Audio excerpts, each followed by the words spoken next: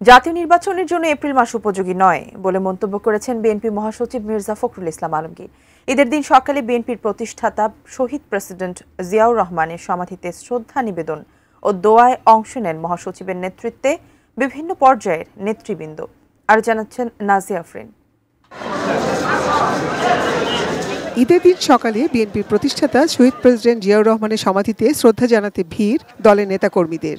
এবছর ঈদুল আজহা ভিন্ন মাত্রায় পালন করছে বিএনপি।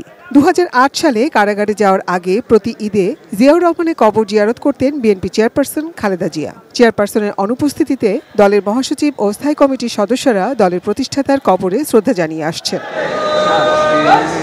নেতাকর্মীদের নিয়ে শ্রদ্ধা নিবেদন ও জিয়াউর রহমানের আত্মার মাগফিরাত কামনা করে মির্জা ফখরুল ইসলাম আলমগীর দলের চেয়ারপারসন ও ভারপ্রাপ্ত চেয়ারম্যানের পক্ষ থেকে দেশবাসীকে ঈদের শুভেচ্ছা জানান। দেশবাসীকে এবং আপনাদেরকে ঈদ মোবারক জানাচ্ছি।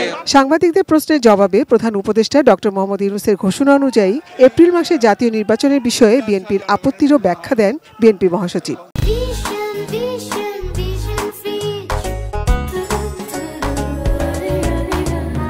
যে সময়টি নির্ধারণ করা হয়েছে সময়টি বাংলাদেশের নির্বাচনের জন্য সঠিক সময় নয়।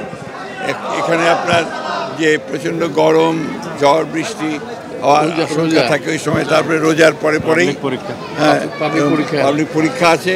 সুতরাং এই সময়টা খুব চিন্তা করে দেওয়া হয়েছে বলে আমাদের কাছে মনে হয় না। তিনি বলেন, নির্বাচনী প্রচারণার জন্য এপ্রিল মাস উপযুক্ত নয় নানা কারণে। সরকারের ঘোষিত নির্বাচনের সময়সূচি জনগণের ইচ্ছার প্রতিফলন নয় বলেও মন্তব্য তার। আমাদের বরাবরই দাবি ছিল যে আমরা ডিসেম্বরের মধ্যে এই নির্বাচন চেয়েছিলাম, জনগণের প্রত্যাশাও তাই ছিল। আমরা মনে করি যে ডিসেম্বরেই নির্বাচন হওয়া সম্ভব এবং সেটাই জাতির জন্য সবচেয়ে উপযোগী হবে। Nazia Afrin, ATN news, Dhaka.